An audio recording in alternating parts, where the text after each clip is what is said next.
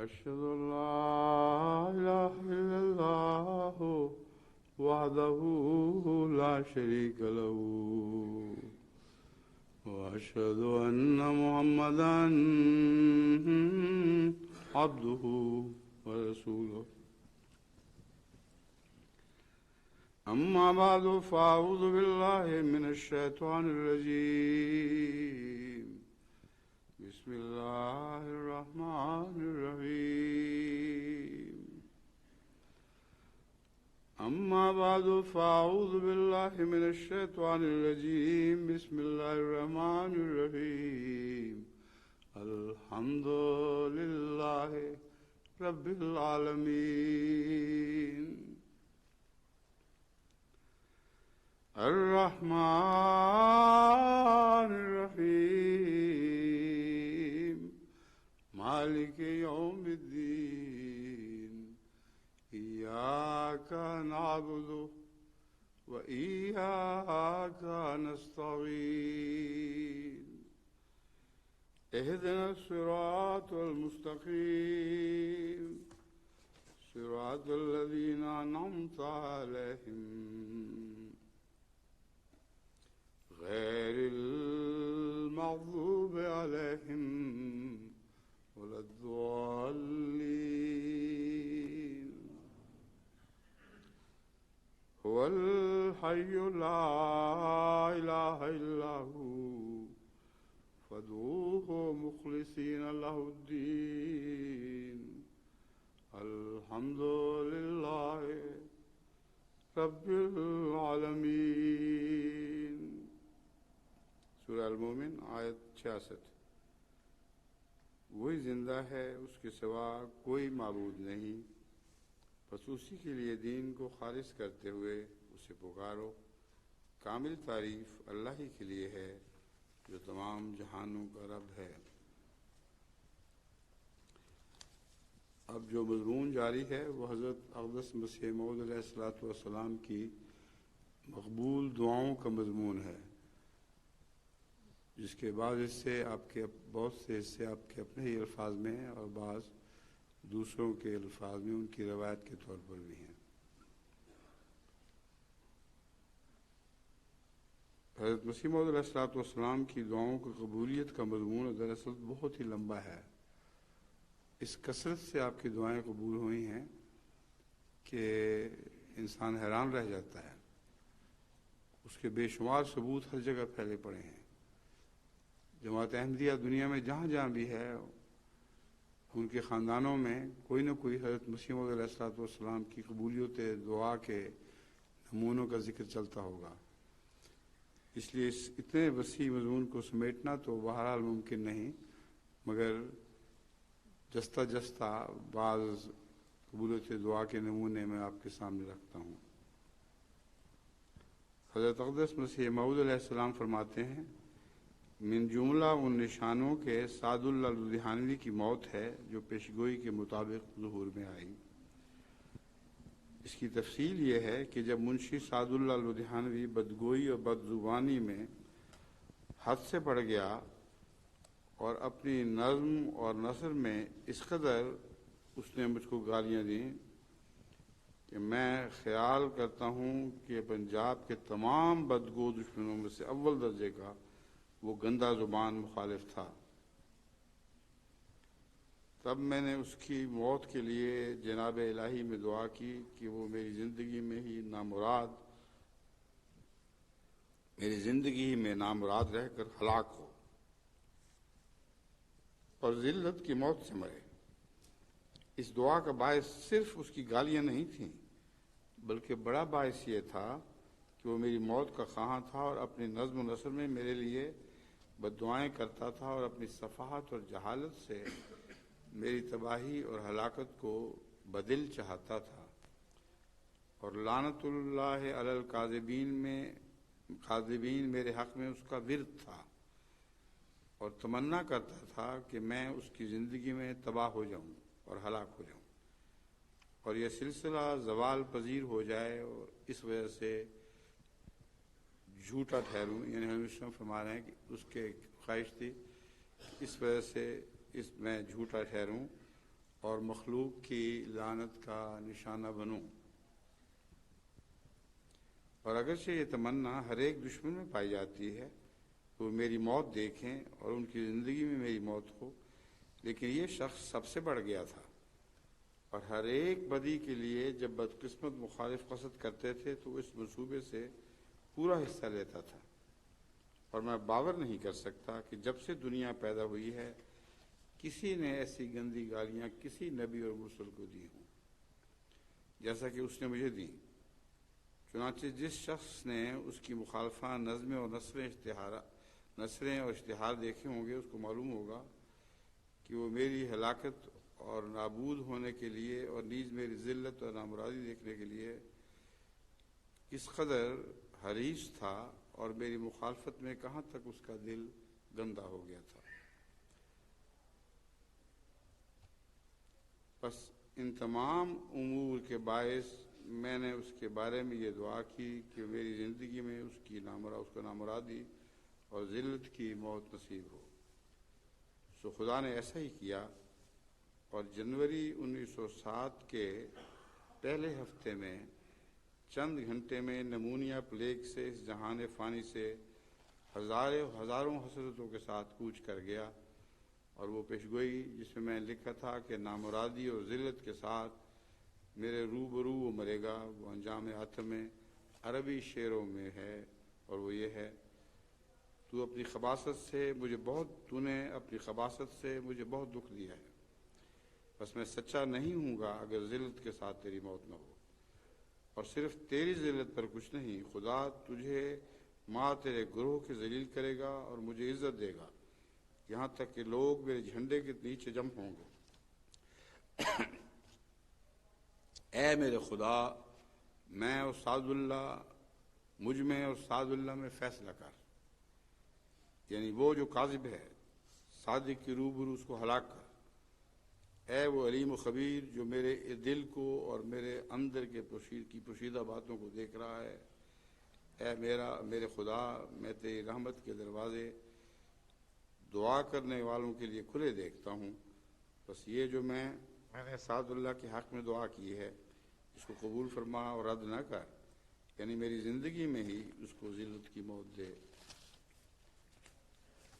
حضرت مسیح موعود علیہ السلام کی یہ دعا بڑی شان کے ساتھ پوری ہوئی، اور سعد اللہ لدھیانوی کے ساری اولاد تمام نفوس اس سے تعلق رکھنے والے سب مٹ گئے دنیا سے، اور ہمیشہ کے لیے ایک نشان بن گیا۔ اس کے متعلق بعض احمدیوں نے بھی تنگ آ کر نظموں میں اس کا جواب دینے کی کوشش کی تھی، مگر اس کے بیان کی یہاں ضرورت نہیں ہے۔ اللہ تعالیٰ نے خود ہی اس کو جواب دے دیا۔ پھر حضرت مسیح علیہ السلام تحریر فرماتے ہیں: یہ زمانے کے عجائبات ہیں۔ رات کو ہم سوتے ہیں تو کوئی خیال نہیں ہوتا کہ اچانک ایک الہام ہوتا ہے اور پھر وہ اپنے وقت پر پورا ہوتا ہے۔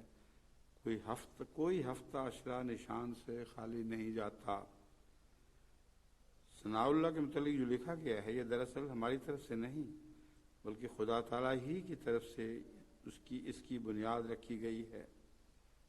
ایک دفعہ ہماری توجہ اس کی طرف ہوئی اور رات کو توجہ اس کی طرف تھی، اور رات کو الہام ہوا: اجیب دعوت الداع۔ صوفیاء کے نزدیک بڑی کرامت استجابت دعا ہی ہے، باقی سب اس کی شاخیں ہیں۔ پھر ملفوظات میں ہے: اس جگہ ایک لڑکے کو طاعون شدید ہو گئی تھی، حضرت نے اس کے واسطے دعا کی، اللہ تعالیٰ نے اس کو صحت دی، اس کا ذکر چل رہا تھا۔ مولوی محمد علی صاحب نے عرض کیا کہ میں ہمیشہ غور کرتا رہا ہوں کہ جس شخص کو طاعون کے سبب خون شروع ہو جائے وہ کبھی نہیں بچتا، صرف یہی ایک لڑکا دیکھا ہے جو باوجود خون آنے کے پھر بچ گیا۔ فرمایا یہ صرف دعا کا نتیجہ ہے، اور اس کا بچنا ایسا ہی ہے جیسا کہ عبد الکریم کا بچنا تھا، جس کے واسطے کسولی سے تار آیا تھا کہ وہ اب اس دیوانگی کے آثار نمودار ہونے پر کوئی علاج نہیں ہو کہ اب اس کی دیوانگی کے آثار नमूदार होने पर कोई इलाज नहीं हो सकता, लेकिन खुदा ताला ने उसके हक में हमारी दुआ को कबूल किया और वो बिल्कुल तंदुरुस्त हो गया और कभी इस तरह से बचता देखा या सुना नहीं गया। ये अजीब अल्लाह की शान है कि यही तजुर्बा खुद मौलवी मोहम्मद अली साहब को भी होना था। मौलवी मोहम्मद अली साहब को एक दफ़ा ताउन इस शिद्दत से हुई कि उसके सारे आसार ज़ाहिर हो गए। हज़रत खलीफुल मसीह अव्वल रज़ियल्लाहु तआला अन्हु दूसरे अतिबा ने पास बैठे थे जो उन्होंने हर चारा कर लिया, लेकिन बीमारी रुकने के कोई आसार नहीं थे। आग लगी हुई थी सारे बदन में। आखिर उन्होंने बड़ी आजिज़ी से हज़रत मसीह मौऊद अलैहिस्सलाम की खिदमत में पैगाम भिजवाया,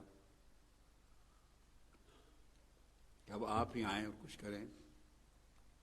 हज़रत मसीह मौऊद अलैहिस्सलाम गए और उनकी पेशानी पर हाथ रखा, कोई बुखार नहीं।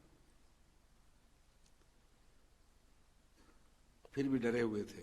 आपने कहा उठो, बहुत डर गए थे कि पता नहीं उठ के मैं गिर जाऊंगा, लेकिन बुखार का नामो निशान तक नहीं रहा और उठकर 2 कदम चले और फिर खुशी से भागने लगे।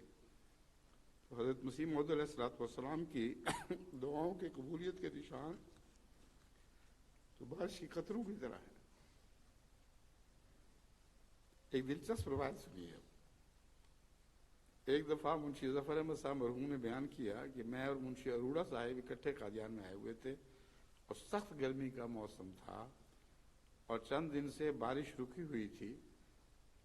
जब हम कादियान से वापस रवाना होने लगे और हज़रत मसीह मौऊद अलैहिस्सलाम की खिदमत में सलाम के लिए हाजिर हुए तो मुंशी अरोड़ा साहब मरहूम ने हज़रत साहब से अर्ज़ किया, हज़रत गर्मी बड़ी सख्त है, दुआ करें कि ऐसी बारिश हो कि बस ऊपर भी पानी हो और नीचे भी पानी हो। हज़रत साहब ने मुस्कुराते हुए फरमाया, अच्छा ऊपर भी पानी और नीचे भी पानी। मगर साथ ही मैंने मुंशी ज़फ़र साहब ने हंस कर अर्ज़ किया कि हज़रत ये दुआ उन्हीं के लिए करें, मेरे लिए ना करें। ज़रा इन इब्तिदाई बुजुर्गों की बेतकल्लफ़ी का अंदाज़ा मुलाहज़ा फरमाइए कि हज़रत साहब से यूँ मिलते थे जैसे छोटे बच्चे बड़े प्यार से अपने वालिदैन से बातें करते हैं। इस पर हज़रत साहब फिर मुस्कुरा दिए और हमें दुआ करके रुखसत किया। मुंशी साहब फरमाते हैं कि उस वक्त मतलब बिल्कुल साफ था और आसमान पर बादल का नामो निशान तक न था।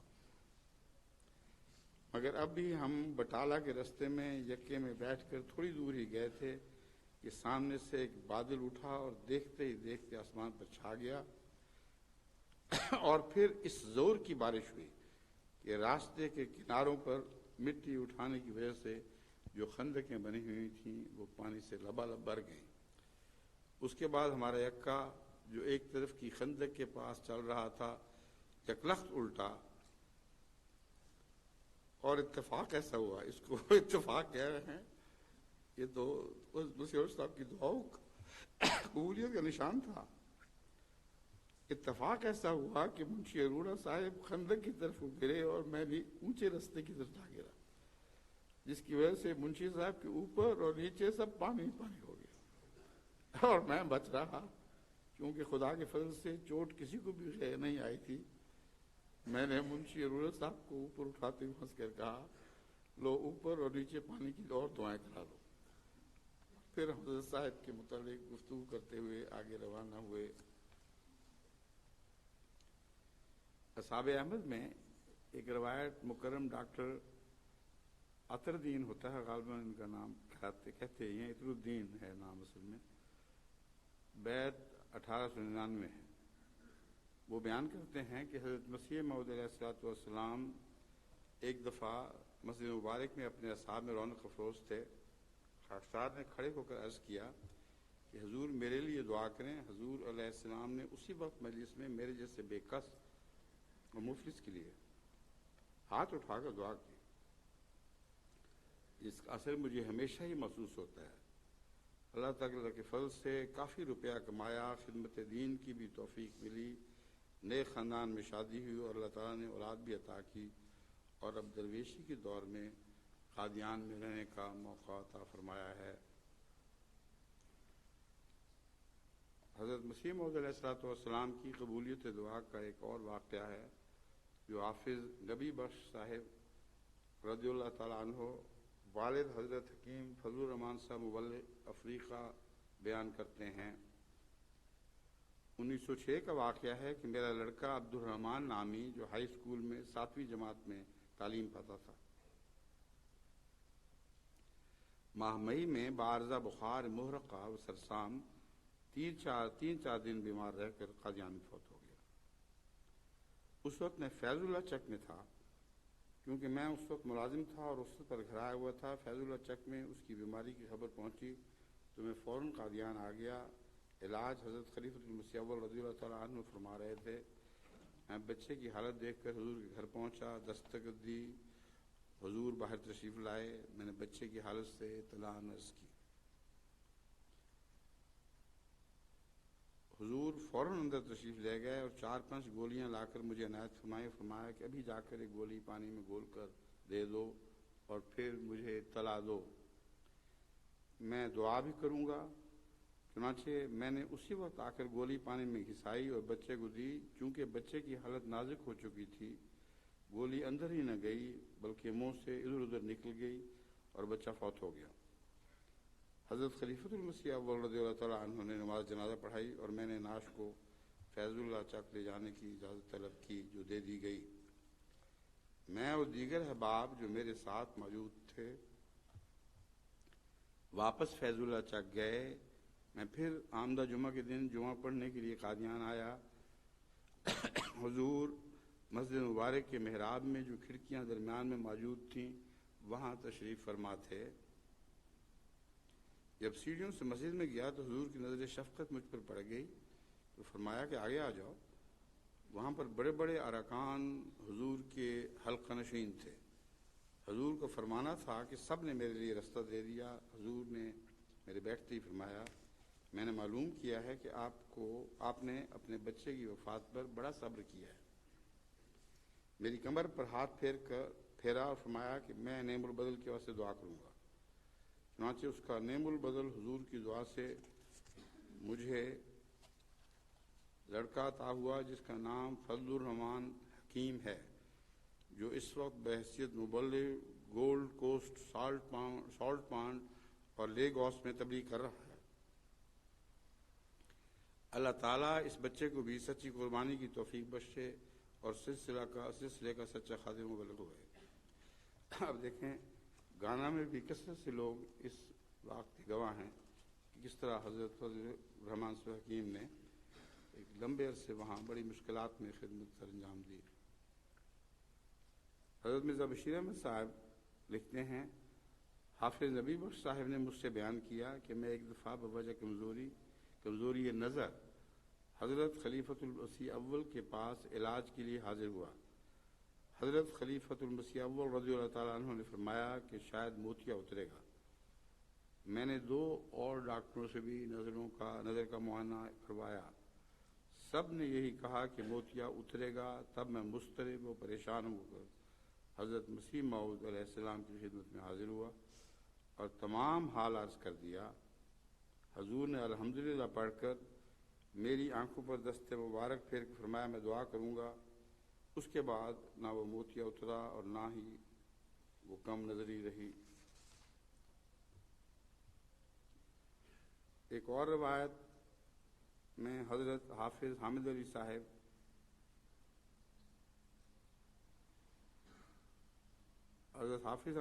جو پہلی بار 1878 اور 1880 کے درمیان کسی وقت قادیان تشریف لائے تھے، وہ قادیان سے واپس جب گئے تو خطرناک پیچش سے علیل ہو گئے اور جلد ہی دوبارہ قادیان آ گئے، جہاں حضرت اقدس علیہ السلام کے علاج و دعاؤں سے اللہ تعالیٰ نے شفا عطا فرمائی۔ اس کے بعد حضرت اقدس رضی اللہ علیہ السلام کی خدمت کو اپنا شعار بنا لیا تو حضور علیہ السلام نے آپ کی تنخواہ 1 روپیہ مقرر فرمائی۔ 1 روپیہ کا اس زمانے کا سوچ بھی نہیں سکتا آدمی. آج کل وہ کیا قیمت ہوگی اس کی، ایک پیسے ایک کوڑی کے برابر بھی نہیں. اس زمانے میں بڑی برکت تھی. اور پھر حضرت مسیح السلام کے روپے میں حضرت حافظ صاحب رضی اللہ تعالیٰ عنہ فرمایا کرتے تھے کہ 1 روپیہ میں میں نے جو برکت دیکھی اس کے بعد زندگی میں بڑی بڑی ملازمت میں بھی اس برکت کو نہ پایا. حضرت حافظ حامد علی صاحب رضی اللہ تعالیٰ عنہ اس کے ایک چھوٹے بھائی حضرت منشی زین العابدین صاحب بھی تھے. ان کا ایک طرف میلان تھا منگنی کا جو کسی وجہ سے ٹوٹ گئی تھی. پھر آپ کی پھوپھی نے اپنی بیٹی کا رشتہ آپ کے سامنے پیش کیا. تو حضرت اقدس کی خدمت میں حاضر ہوئے اور لڑکی کے سارے حالات عرض کرتے ہوئے یہ بھی بتایا کہ وہ بچپن میں مٹی کھایا کرتی تھی. حضور نے فرمایا کہ جو عورتیں بچپن میں مٹی کھاتی ہیں وہ فطرتاً کمزور ہوتی ہیں اور ان کی اولاد بھی کمزور ہوتی ہے. لیکن جب آپ نے اصرار کے ساتھ حضور سے اجازت چاہی تو فرمایا کر لو، لیکن اولاد کمزور ہو گئی. آپ بیان کرتے ہیں کہ ویسا ہی ہوا جیسے حضور نے فرمایا تھا، اور بیوی کو اشرا کی بیماری تھی اور یکے بعد دیگرے لڑکے فوت ہو گئے. علاج سے بھی افاقہ نہ ہوا تو میں نے حضور کی خدمت میں حاضر ہو کر سارا حال عرض کیا. کہا کہ غریب آدمی ہوں اور علاج نہیں کروا سکتا. حضور نے دریافت فرمایا پھر کیا چاہتے ہو؟ عرض کیا دعا. اس پر حضور علیہ السلام اپنے دروازے پر ہی کھڑے ہو گئے اور زور سے اب یہ دیکھیں حضرت مسیح موعود علیہ السلام کی دعائیں کتنی دردناک، کتنی محنت کرتے تھے اپنے صحابہ پر. زور سے عصر کی اذان تک مسلسل رو رو کر دعا کی. آپ کے آنسو داڑھی مبارک سے ٹپکتے رہے اور میں تھک کر دیوار کے ساتھ ٹیک لگا کر کھڑا رہا اور سوچنے لگا کہ میں نے آپ کو اس قدر تکلیف کیوں دی. اگر اولاد نہ ہوتی تب بھی کوئی حرج نہیں تھا، مگر آپ کو اتنی تکلیف نہ دی ہوتی.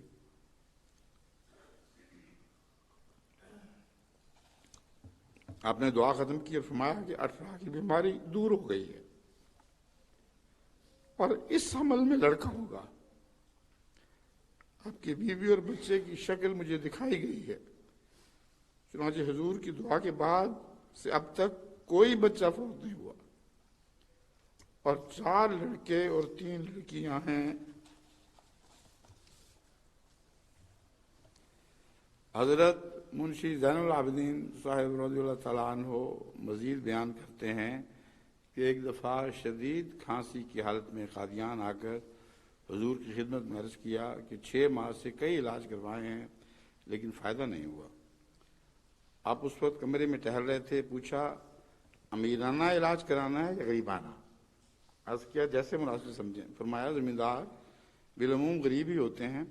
اچھا آپ علاج کے لیے کتنے پیسے لائے ہیں؟ عرض کی 5 روپے. فرمایا لاؤ. میں نے دے دیے. فرمایا جاؤ اب آپ کو کبھی کھانسی نہ ہوگی. میں نے بے تکلفی سے عرض کیا کہ کیا آپ کے پاس کوئی جادو ہے؟ فرمایا میں جو کہتا ہوں کہ اب بیماری نہیں ہوئی.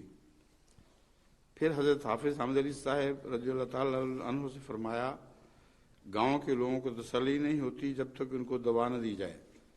پھر دھیلے کی ملٹھی، دھیلے کی الائچی اور دھیلے کا منقع منگوایا اور خود گولیاں بنا کر دیں اور 5 روپے بھی مجھے واپس دیتے ہوئے فرمایا آپ کی کھانسی تو دور ہو چکی ہے، ان 5 روپوں کا گھی استعمال کرو، موٹے بھی ہو جاؤ گے. حضرت صاحبزادہ سراج الحق نعمانی صاحب رضی اللہ تعالیٰ عنہ کو ایک بار نزلے کی ایسی شدید شکایت ہوئی کہ 4 برس تک ختم نہ ہوئی. دودھ پینا اور خوشبو سونگنا تو زہر بن جاتا تھا. بعض لوگوں کو دودھ کی الرجی ہوتی ہے اور بکثرت میرے پاس ایسے مریض آتے ہیں، بچے خاص طور پر، کہ دودھ پیتے ہی شدید چھینکیں اور نزلہ شروع ہو جاتا ہے. فرماتے ہیں دودھ پینا اور خوشبو سونگھنا تو زہر بن جاتا تھا۔ ایک روز بعد از نماز عشاء مسجد مبارک کی شینشین پر حضور علیہ السلام اپنے صحابہ کے ہمراہ تشریف فرما تھے۔ حضور نے دودھ طلب فرمایا اور ایک گھونٹ پی کر گلاس حضرت صاحبزادہ صاحب کے رضی اللہ تعالیٰ عنہ کے ہاتھ میں دیا اور فرمایا پی لو۔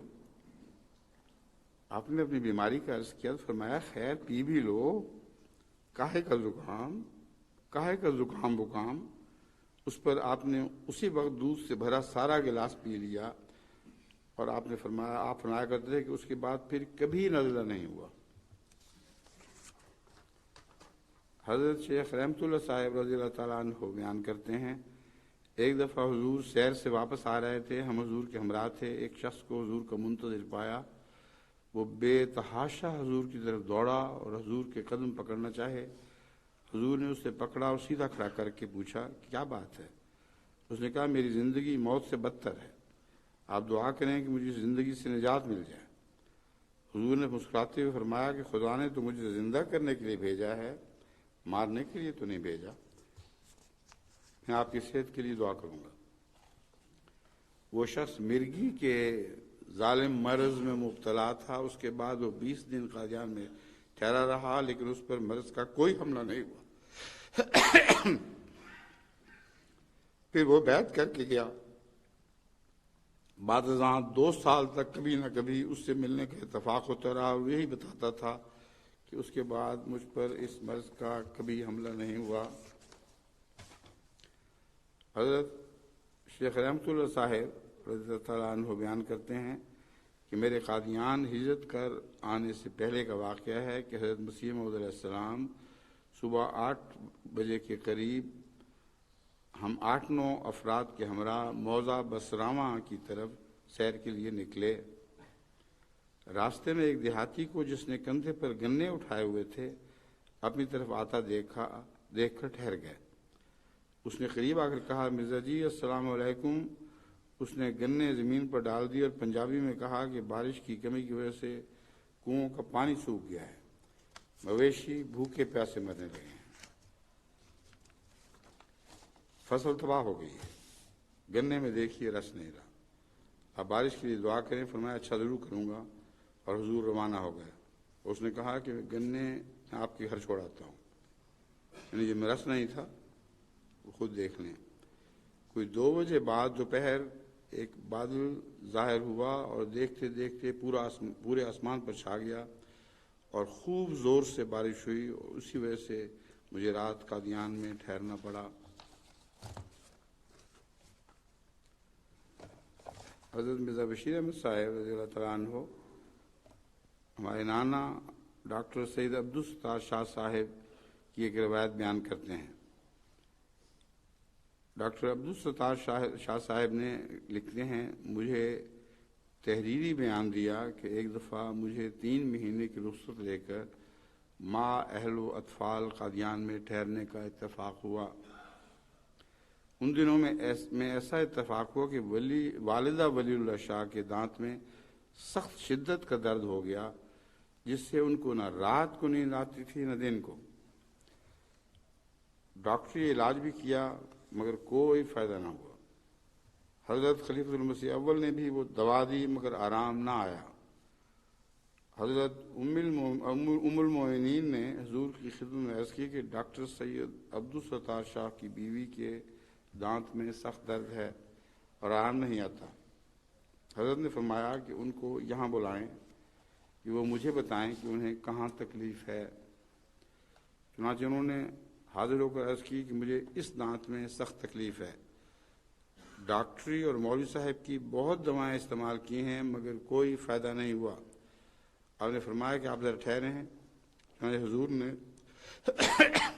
وضو کیا اور فرمان لگے کہ میں آپ کے لیے دعا کرتا ہوں، آپ کو اللہ آرام دے دے گا، اللہ تعالیٰ، گھبرائیں نہیں۔ حضور نے 2 نفل پڑھے اور وہ خاموش بیٹھی رہیں۔ اتنے میں انہیں محسوس ہوا کہ جس دانت میں درد ہے اس دانت کے نیچے سے ایک شعلہ قدر دھوئیں والا دانت کی جڑ سے نکل کر آسمان کی طرف جاتا ہے اور ساتھ ہی درد کم ہو جاتا ہے۔ چنانچہ جب وہ شعلہ آسمان تک جا کر نظر سے غائب ہو گیا تو تھوڑی دیر بعد حضور نے سلام پھیرا، وہ درد رفع ہو چکا تھا۔ حضور نے فرمایا کیوں جی، اب آپ کا کیا حال ہے؟ انہوں نے عرض کی حضور کی دعا سے آرام ہو گیا اور ان کو بڑی خوشی ہوئی کہ خدا نے ان کو اس عذاب سے بچا لیا۔ حضرت مرزا بشیر صاحب رضی اللہ تعالیٰ عنہ ایک اور روایت بیان کرتے ہیں کہ بیان کیا مجھ سے میاں عبداللہ سنوری نے کہ اوائل میں 9 گاؤں میں پٹواری ہوتا تھا اور میری 55 روپے سالانہ تنخواہ تھی، مگر میں نے ایک اور پٹواری کے ساتھ مل کر جو تحصیل پائل میں ہوتا تھا اپنا تبادلہ تحصیل پائل میں کروا لیا، لیکن وہاں جانے کے بعد میرا دل نہیں لگا اور میں بہت گھبرایا کیونکہ وہ ہندو جاٹوں کا گاؤں تھا اور وہاں کوئی مسجد نہیں تھی، اور 9 گاؤں میں جس کو میں چھوڑ آیا تھا مسجد تھی۔ میں نے حضرت صاحب سے عرض کی کہ یہاں میرا دل بالکل نہیں لگتا، حضور دعا کریں کہ میں پھر 9 گاؤں میں چلا جاؤں، اور بڑی بے قراری سے عرض کیا۔ حضور نے فرمایا جلدی نہیں کرنی چاہیے، اپنے وقت پر یہ سب کچھ خود بخود ہو جائے گا۔ میاں عبداللہ صاحب بیان کرتے ہیں کہ کچھ عرصے بعد میرا تبادلہ غوث گڑھ میں ہو گیا، جہاں میرا اتنا دل لگا کہ 9 گاؤں کی خواہش دل سے نکل گئی، اور میں نے حضرت کے فرمان کی یہ تعویل کر لی کہ چونکہ غوث گڑھ بھی مسلمانوں کا گاؤں ہے اور اس میں مسجد ہے اور یہاں میرا دل بھی خوب لگ گیا ہے، اس لیے حضرت کے فرمان کے یہی معنی ہوں گے جو پورے ہو گئے۔ مگر کچھ عرصے بعد 9 گاؤں کا حلقہ خالی ہوا اور تحصیلدار نے میری ترقی کی سفارش کی اور لکھا کہ ترقی کی یہ صورت ہے کہ مجھے علاوہ غوث گڑھ کے 9 گاؤں کا علاقہ بھی جو وہ بھی 55 روپے سالانہ کا تھا دے دیا جائے اور دونوں حلقوں کی تنخواہ یعنی 110 روپے مجھے دی جائے۔ یہ سفارش مہاراج سے منظور ہو گئی اور اس طرح میرے پاس غوث گڑھ اور 9 گاؤں دونوں حلقے آ گئے اور ترقی بھی ہو گئی۔ میاں عبداللہ صاحب بیان کرتے ہیں کہ یہ خدا تعالیٰ کا ایک خاص اقتداری فعل تھا، ورنہ 9 گاؤں غوث گڑھ سے 15 کوس کے فاصلے پر ہے اور درمیان میں کئی غیر حلقے ہیں۔ خاکسار عرض کرتا ہے کہ غوث گڑھ کا تمام گاؤں میاں عبداللہ صاحب کی تبلیغ سے احمدی ہو چکا ہے، اور غوث گڑھ کی احمدی بھی اس وقت دنیا میں بکثرت پھیلے پڑے ہیں۔ نیز خاکسار عرض کرتا ہے کہ یہ تمام دیہات ریاست پٹیالہ میں واقع ہیں۔ اب حضرت مسیح موعود علیہ السلام کی دعا سے ایک غیر معمولی ولادت کا نشان فرماتے ہیں، بیان کیا مجھ سے منشی عطا محمد پٹواری نے کہ جب میں غیر احمدی تھا اور ونجواں ضلع گرداسپور میں پٹواری ہوتا تھا تو قاضی نعمت اللہ صاحب خطیب بٹالوی جن کے ساتھ میرا ملنا جلنا تھا مجھے حضرت کے متعلق بہت تبلیغ کیا کرتے تھے، مگر میں پرواہ نہیں کرتا تھا۔ ایک دن انہوں نے مجھے بہت تنگ کیا۔ میں نے کہا اچھا، میں تمہارے مرزا کو خط لکھ کر ایک بات کے متعلق دعا کراتا ہوں، اگر وہ کام ہو گیا تو میں سمجھ لوں گا کہ وہ سچے ہیں۔ چنانچہ میں نے حضرت صاحب کو خط لکھا کہ آپ مسیح موعود ولی اللہ ہونے کا دعویٰ رکھتے ہیں اور ولیوں کی دعائیں سنی جاتی ہیں، آپ میرے لیے دعا کریں کہ خدا مجھے خوبصورت صاحب اقبال لڑکا جس بیوی سے میں چاہوں عطا کرے۔ اور نیچے میں نے لکھ دیا کہ میری 3 بیویاں ہیں، مگر کئی سال ہو گئے آج تک کسی کی اولاد نہیں ہوئی، میں چاہتا ہوں کہ بڑی بیوی کے بطن سے لڑکا ہو۔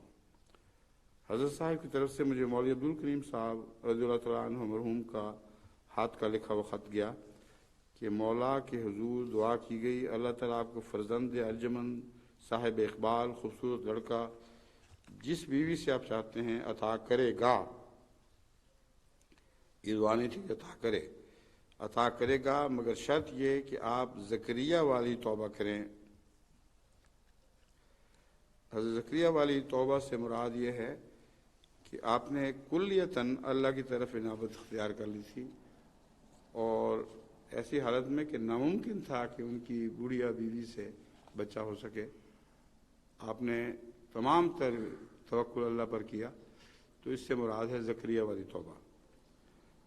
منشی عطا محمد صاحب بیان کرتے ہیں کہ میں ان دنوں سخت بے دین اور شرابی کبابی راشی مرتشی ہوتا تھا.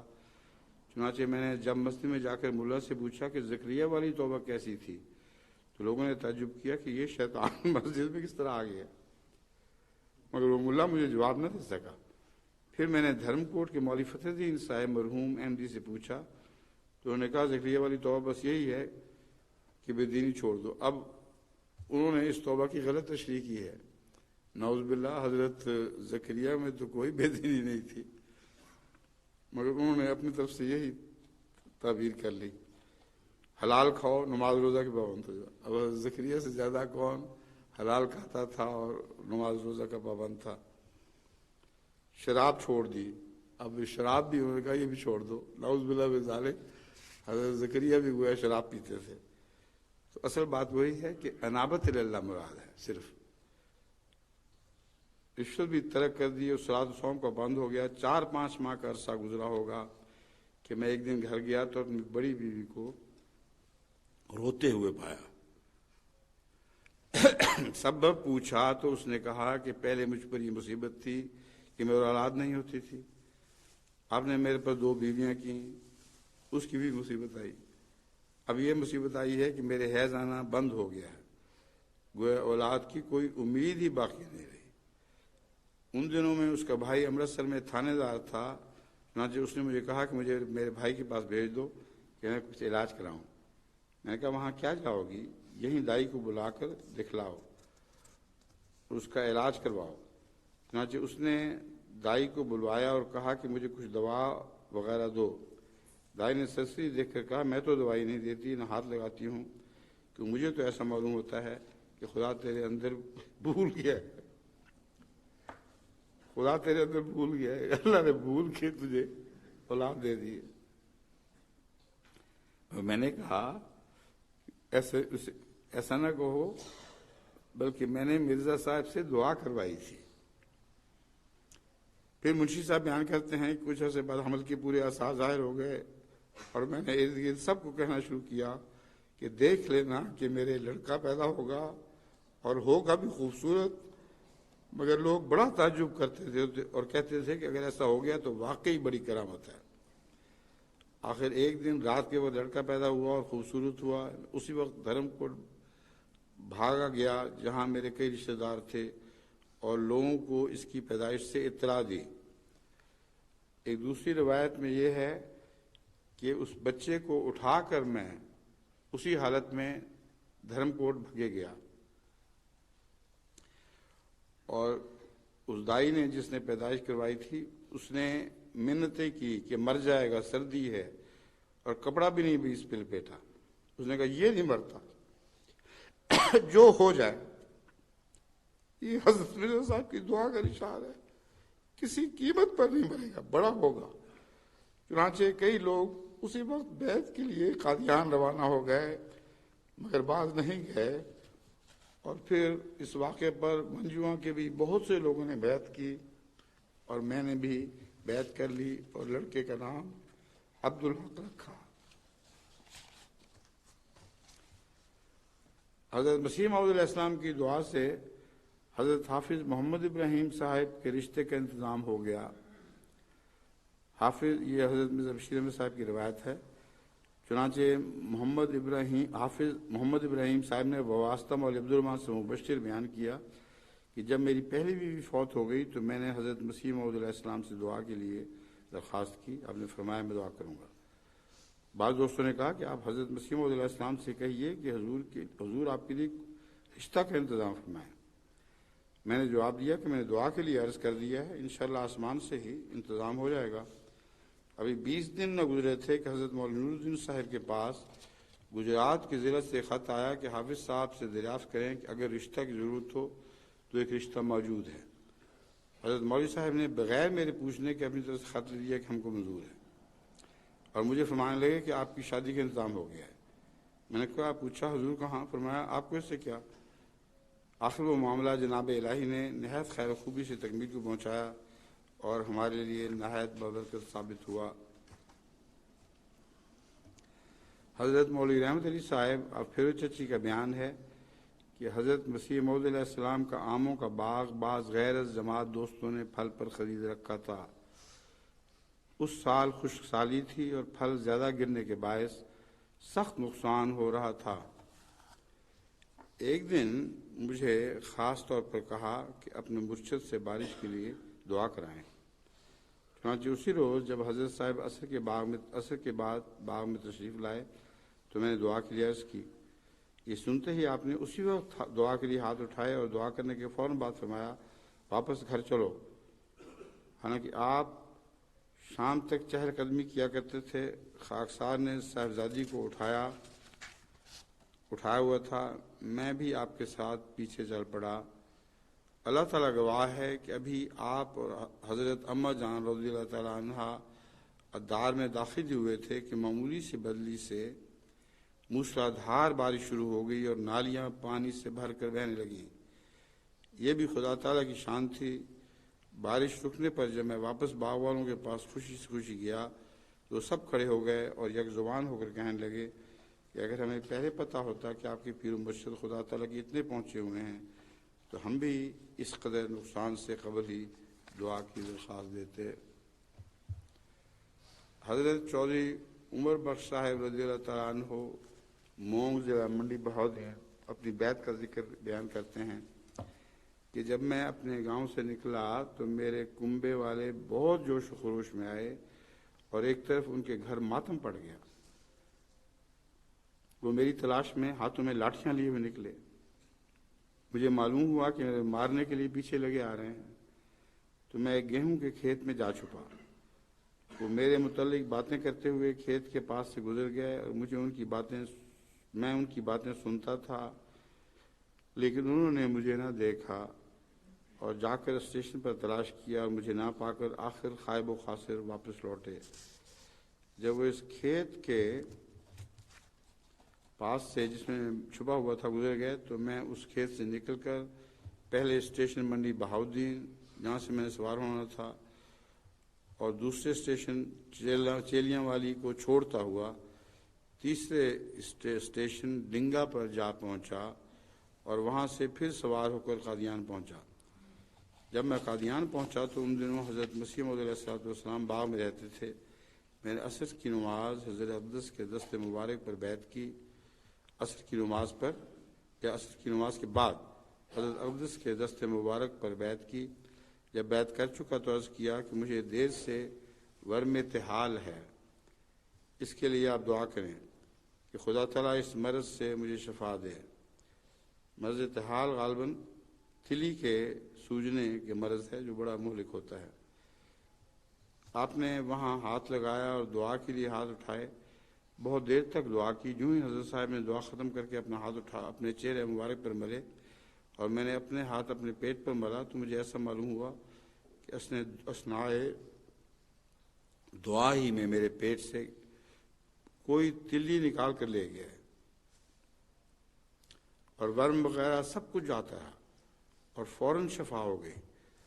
اس دن سے 15 سال ہو گئے ہیں، آج تک مجھے مرض ارتحال نہیں ہوئی۔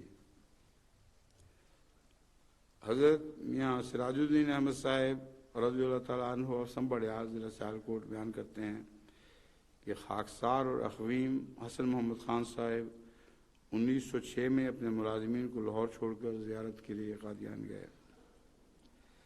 دوسرے دن دوپہر کے وقت ہم نے ایک صاحبزادے صاحب کی معرفت حضرت اقدس سے اجازت چاہی۔ آپ اسی وقت باہر دروازے کے پاس تشریف لائے، فرمایا کیا اثر پڑھ کر نہ جاؤ گے؟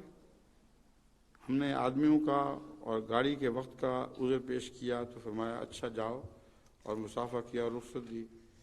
لیکن خدا کی حکمت اور حضرت صاحب کے خلاف منشا چلنے سے چند گھنٹوں کی دیر جو ہم برداشت نہ کر سکتے تھے، اس کی بجائے ہمیں دنوں کیا مہینوں خراب ہونا پڑا۔ حضرت میاں سراج الدین صاحب رضی اللہ تعالیٰ عنہ نے آگے چل کر اپنے آئندہ سفر کی دردناک تفصیلات پر روشنی ڈالی ہے۔ اس کا خلاصہ یہ ہے کہ بٹالہ جاتے ہوئے گاڑی کتھو ننگل سے بھی نکل گئی، چنانچہ رات بٹالہ اسٹیشن پر گزارنی پڑی اور دونوں 14 گھنٹے بعد لاہور پہنچے۔ یہاں سے ممبئی کا ٹکٹ لیا اور سفر شروع کیا تو احمد آباد اسٹیشن پر چھوٹے بھائی کا نصف ٹکٹ لینے پر پکڑے گئے۔ پھر بمبئی پہنچے تو بیمار ہو گئے، بمبئی سے کپڑا خرید کر پونا کے قریب فروخت کے لیے پہنچے تو وہاں تعاون کی وجہ سے گاؤں والوں نے دونوں کو نکال دیا۔ یہ لمبی روایت ہے، جس کا خلاصہ یہ ہے کہ ہر بات میں، ہر سفر میں ناکامی ہوتی رہی، یہاں تک کہ آخر حضرت مسیح موعود علیہ السلام کی خدمت میں عرض کیا کہ ہم حضور کی حکم عدولی کا بہت دکھ اٹھا چکے ہیں۔ چنانچہ آپ نے ہمارے لیے دعا کی اور وہ سارا مال جو ضائع ہو رہا تھا آخر وہ سارا فروخت ہو گیا، اور کم سے کم ہمارا راس المال پورا ہو گیا، ورنہ بہت بڑے نقصان کا اندیشہ تھا۔ اب حضرت مسیح موعود علیہ السلام کی چند اقتباس دعا کے تعلق میں کہ دعا چیز کیا ہے آپ کے سامنے رکھتا ہوں۔ نشان کی جڑ دعا ہی ہے، یہ اسم اعظم ہے اور دنیا کا تختہ پلٹ سکتی ہے۔ دعا مومن کا ہتھیار ہے، اور ضرور ہے کہ پہلے ابتحال اور اضطراب کی حالت پیدا ہو۔ دعا کے لیے جب درد سے دل بھر جاتا ہے اور سارے حجابوں کو توڑ دیتا ہے، اس وقت سمجھنا چاہیے کہ دعا قبول ہو گئی۔ یہ اسم اعظم ہے، اس کے سامنے کوئی انہونی چیز نہیں۔ ایک خبیث کے لیے جب دعا کے ایسے اسباب میسر آ جائیں تو یقیناً وہ صالح ہو جاوے۔ دعا عمدہ شے ہے، اگر توفیق ہو تو ذریعہ مغفرت کا ہو جاتی ہے، اور اسی کے ذریعے رفتہ رفتہ خدا تعالیٰ مہربان ہو جاتا ہے۔ دعا کے نہ کرنے سے اول زنگ دل پر چڑھتا ہے، پھر قساوت پیدا ہوتی ہے، پھر خدا سے اجنبیت، پھر عداوت، پھر نتیجہ سلب ایمان ہوتا ہے۔ پھر فرماتے ہیں دعا میں بعض دفعہ قبولیت نہیں پائی جاتی، تو ایسے وقت میں اس طرح سے بھی دعا قبول ہو جاتی ہے کہ ایک شخص بزرگ سے دعا منگوائیں اور خدا تعالیٰ سے یہ دعا مانگیں کہ اس مرد بزرگ کی دعاؤں کو سنیں۔ پھر فرماتے ہیں اللہ جل شانہ نے جو دروازہ اپنی مخلوق کی بھلائی کے لیے کھولا ہے وہ ایک ہی ہے، یعنی دعا۔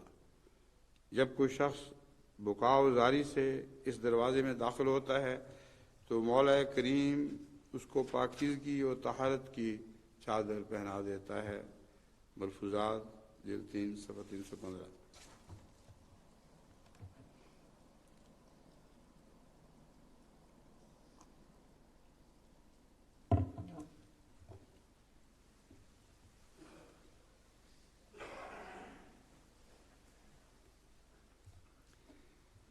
الحمد لله نعمده ونستعينه ونستغفره ونؤمن به ونتوكل عليه ونعوذ بالله من شرور أنفسنا ومن سيئات أعمالنا من يهده الله فلا مضل له ومن يضلله فلا هادي له ونشهد أن لا إله إلا الله وحده لا شريك له ونشهد أن محمدا عبده ورسوله عباد الله رحمكم الله إن الله يأمر بالعدل والإحسان وإيتاء ذي القربى وينهى عن الفحشاء والمنكر والبغي يعظكم لعلكم تذكرون اذكروا الله يذكركم وادعوه يستجب لكم ولذكر الله أكبر۔